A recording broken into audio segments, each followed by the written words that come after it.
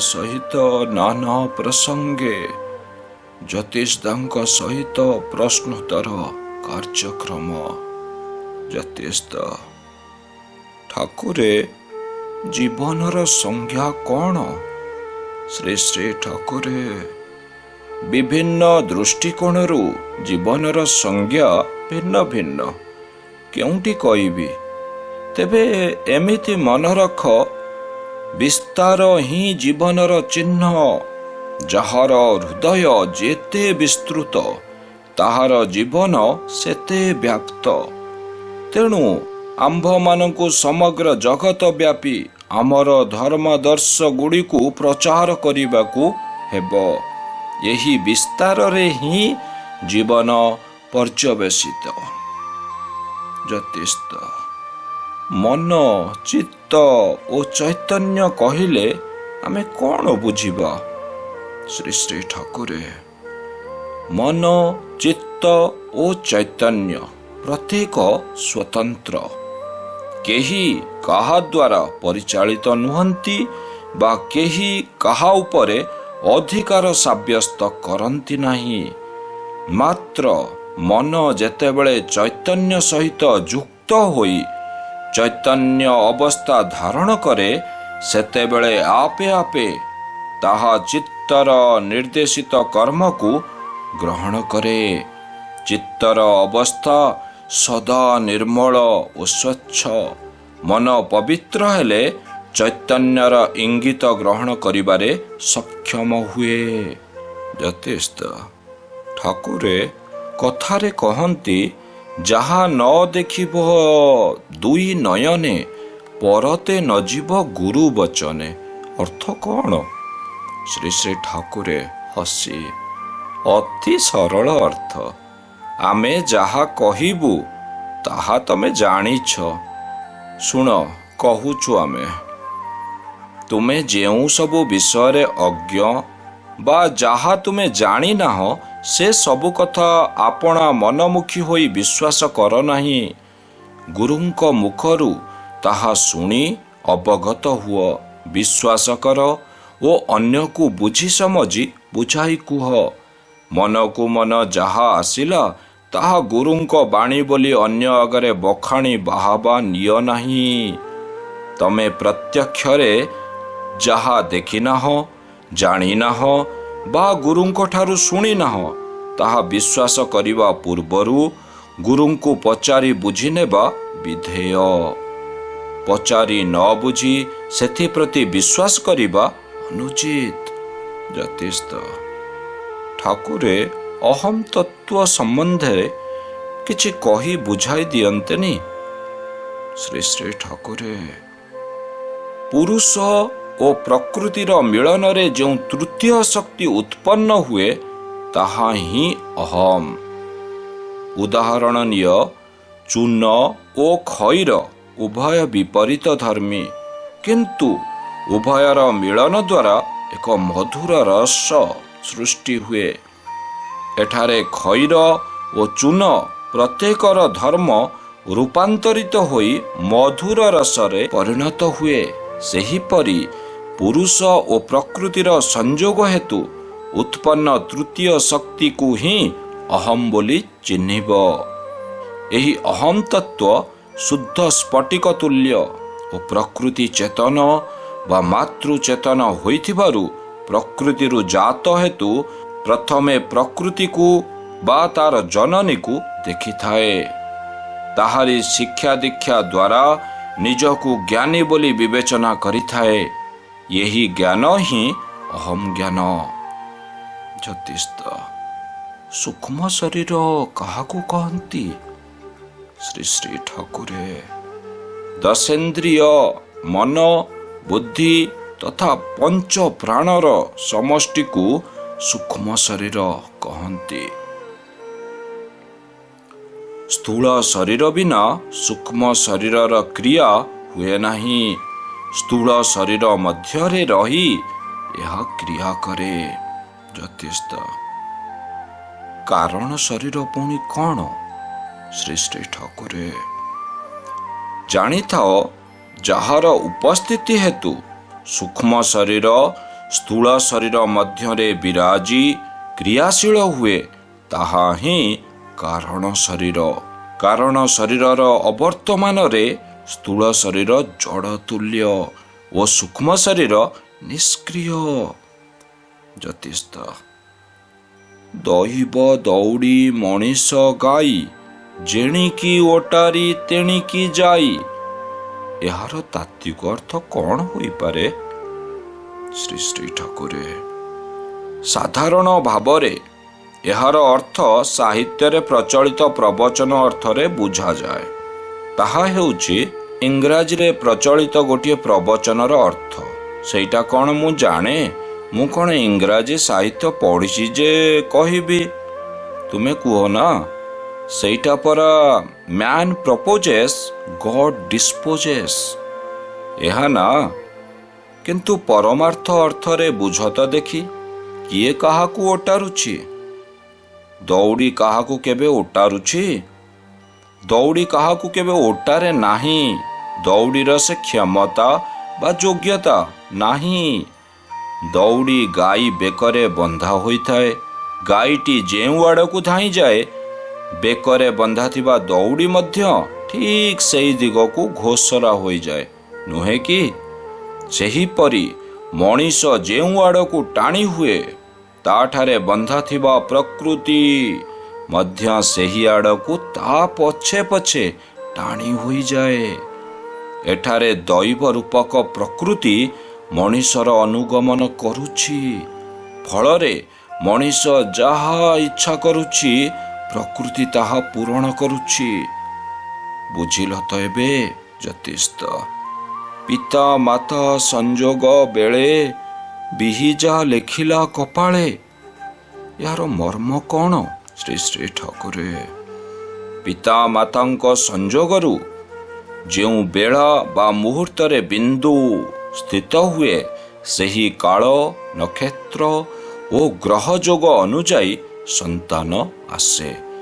ଏହି ପ୍ରକାର ହିସାବରୁ ଯେଉଁ ଫଳଭୋଗ ମିଳେ, ତାହା ବିନ୍ଦୁ ଅବସ୍ଥାରୁ ଜୀବ କପାଳରେ ଲିପିବଦ୍ଧ ହୋଇଥାଏ। ସନ୍ତାନ ତଦନୁରୂପ ଫଳଭୋଗ ଦିନ ବାର ସମୟ କ୍ରମେ ପର୍ଯ୍ୟାୟ ସୂତ୍ରରେ ପାଇଥାଏ। ତେଣୁ ଗୁରୁ ନିର୍ଦ୍ଦେଶିତ ସାତ୍ୱିକ ଖାଦ୍ୟ, ସହବାସ ବାର, ତିଥି ନକ୍ଷତ୍ର ଅନୁଯାୟୀ ଦିବସ ନିର୍ବାଚନ ଅବଶ୍ୟ କରଣୀୟ। ତେଣୁ କୁହାଯାଏ, ପିତା ମାତା ସୁକୃତରୁ ପୁତ୍ର ହୁଏ ସୁଖୀ।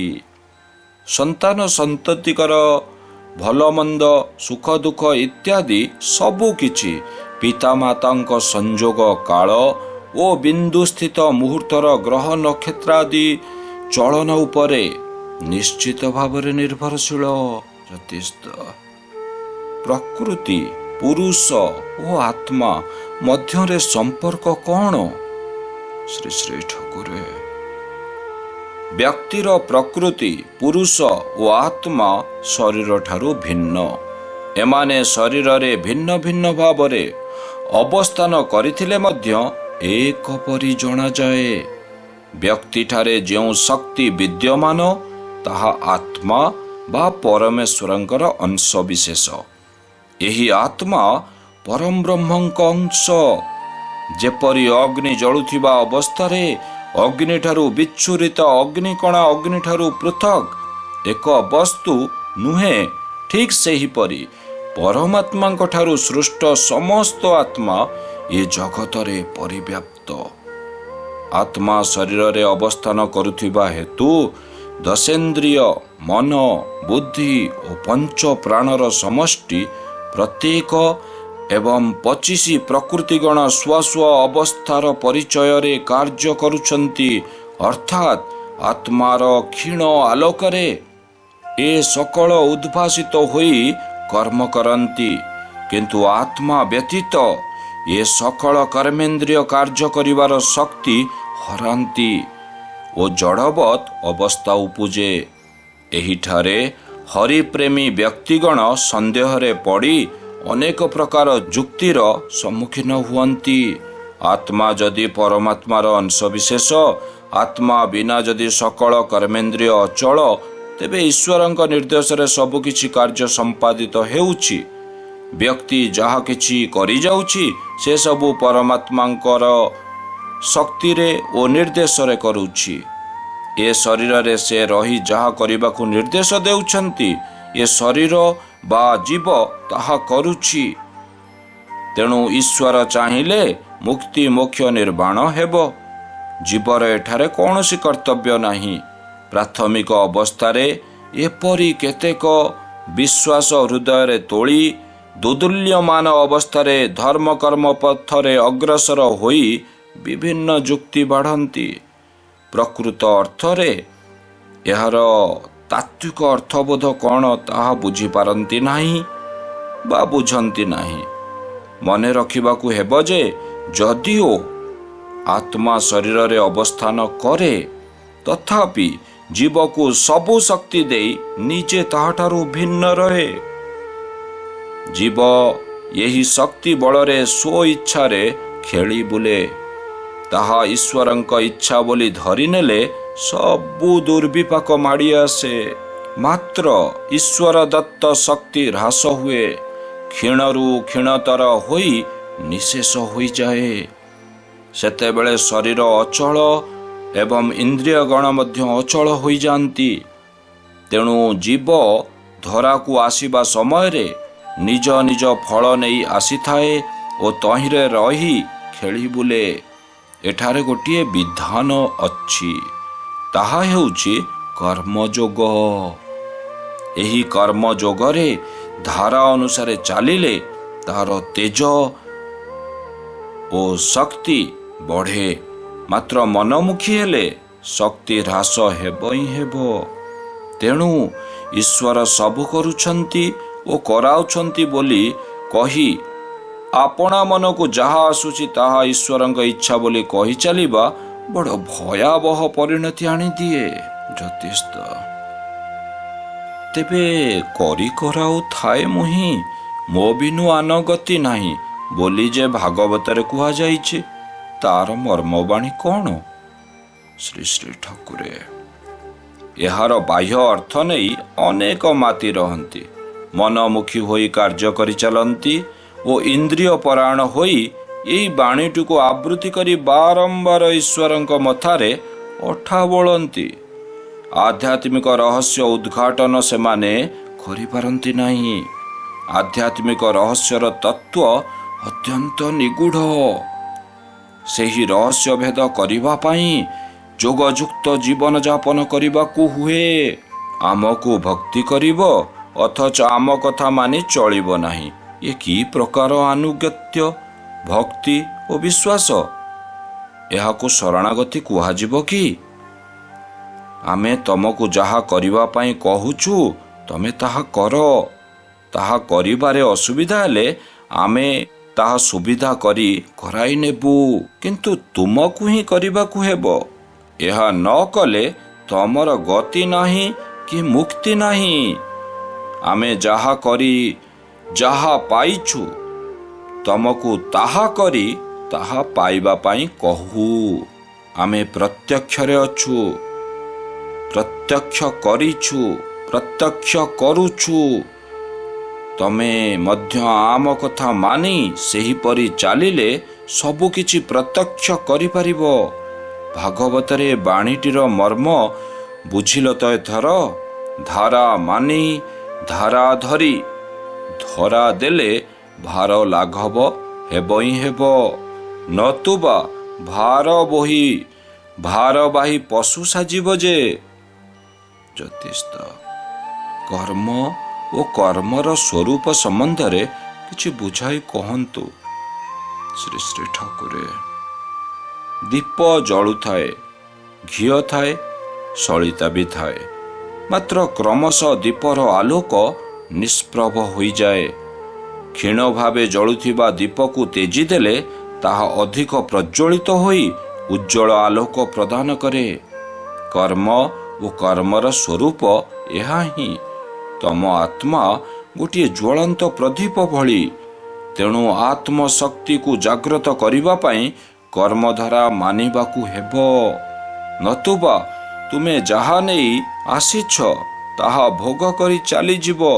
ପୁନଶ୍ଚ ଧରାକୁ ଠିକ୍ ଅନୁରୂପ ଅବସ୍ଥା ବହନ କରି ଆସିବାକୁ ହେବ। ଯେ ପର୍ଯ୍ୟନ୍ତ ତମେ ଏପରି ଏକ କର୍ମଧାରା ମାନି ତହିଁରେ ଚରମ ଅବସ୍ଥାକୁ ନ ପହଞ୍ଚିଛ, ସେ ପର୍ଯ୍ୟନ୍ତ ତମକୁ କର୍ମଧାରା ଅନୁସାରେ ସବୁ କିଛି କରିବାକୁ ହେବ ହିଁ ହେବ।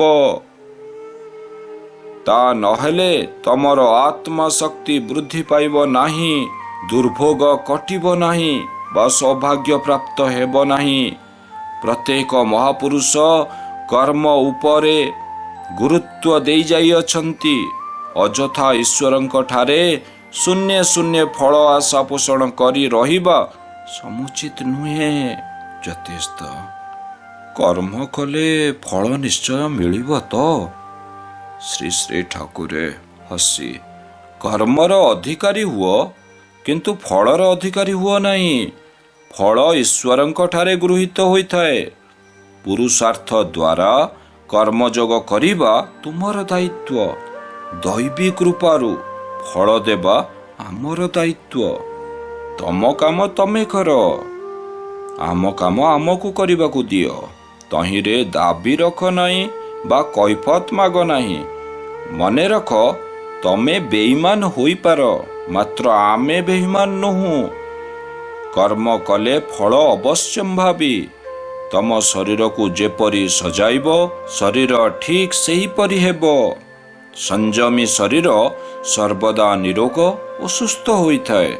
ଶରୀରରେ ପ୍ରକୃତିମାନଙ୍କର ଆଘାତ ହେତୁ ନାନାଦି ରୋଗ ଉତ୍ପନ୍ନକାରୀ ଜୀବାଣୁ ସୃଷ୍ଟି ହୁଏ। ପର୍ବତକୁ ପ୍ରତ୍ୟହ ଆଘାତ କଲେ ପର୍ବତ ଯେପରି ଦିନେ ନା ଦିନେ ଖଣ୍ଡ ଖଣ୍ଡ ହୋଇ ଧୂଳିସାତ ହୋଇଯିବ, ଶରୀରର ଅବସ୍ଥା ମଧ୍ୟ ଠିକ୍ ସେହିପରି। ଜନ୍ମ ଜନ୍ମାନ୍ତରର ସାଧନର ଅଭିଳାଷ ତ୍ୟାଗ କରି ଯେପରି ଗୋଟିଏ ଜନ୍ମରେ ସାଧନା ଚୂଡ଼ାନ୍ତ ଓ ଚରମ ହୋଇପାରେ, ସେହି ଲକ୍ଷ୍ୟ ନେଇ ଅଦମ୍ୟ କର୍ମ ପ୍ରେରଣା ସହିତ ଆଧ୍ୟାତ୍ମ ଦିଗରେ ଗତି କରିବାକୁ ପଡ଼ିବ ହିଁ ପଡ଼ିବ। ଯଥେଷ୍ଟ ସମାଜରେ ସବୁ ବ୍ୟକ୍ତିଙ୍କ ଠାରେ ଆଧ୍ୟାତ୍ମିକ ଆକର୍ଷଣ ଦେଖାଯାଉ ନାହିଁ କାହିଁକି? ଶ୍ରୀ ଶ୍ରୀ ଠାକୁରେ, ପୂର୍ବ ଆଲୋଚନାକୁ ମିଳାଇ ଦେଖିଲେ ତମେ ମଧ୍ୟ ଏ ପ୍ରଶ୍ନର ସହଜ ଓ ସରଳ ଉତ୍ତର ପାଇପାରିବ। ମଣିଷ ଜନ୍ମ ନେବା ମାତ୍ରେ ତାକୁ ତ୍ରିଫଳାର ଅଧୀନ ହେବାକୁ ପଡ଼ିଥାଏ। ଏହି ତ୍ରିଫଳା ହେଲା ପ୍ରାରବ୍ଧ, ନକ୍ଷତ୍ର ଯୋଗ, ପିତାମାତାଙ୍କର ସଂସ୍କାର, ସଞ୍ଚିତ ଓ କ୍ରିୟମାଣ। ବ୍ୟକ୍ତିଠାରେ ଏହି ଫଳ ଗୃହୀତ ଆକାରରେ ରହିଥାଏ।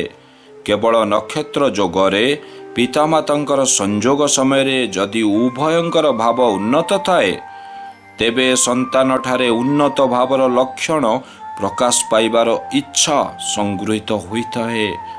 ଅର୍ଥାତ୍ ବିନ୍ଦୁ ସ୍ଥାପନ ସମୟରେ ପିତୃଯାନ ମଣ୍ଡଳର ନକ୍ଷତ୍ର ଯୋଗରେ ଯଦି ପିତାମାତାଙ୍କ ଭାବ ବ୍ରହ୍ମମଣ୍ଡଳ ସହିତ ସଂଲଗ୍ନ ଥିଲେ, ଆତ୍ମା ଗର୍ଭରେ ସ୍ଥିତ ହେବା ପୂର୍ବରୁ ବ୍ରହ୍ମମଣ୍ଡଳ ସ୍ପର୍ଶ କରି ଆସେ।